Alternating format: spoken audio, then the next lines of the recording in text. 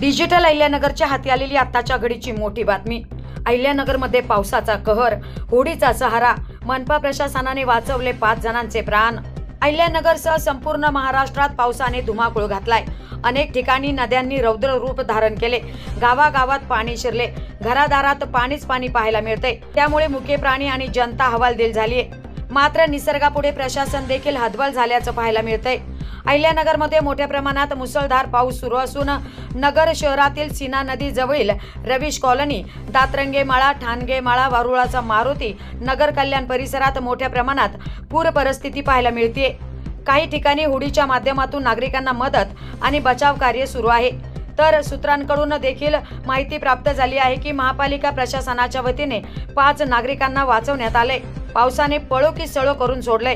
त्यामुळे आता वरुण राजा बरसणं बंद कर, थोडी तरी दया दाखव, कारण यामुळे मुक्या प्राण्यांसह नागरिकांचे देखील मोठ्या प्रमाणात हाल आणि नुकसान होताना पाहिलं जात नाहीये, अशी प्रार्थना ऐन नवरात्र उत्सवात नागरिक देवी चरणी करतायत। पाहुयात कल्याण रोडवरील ही दृश्य।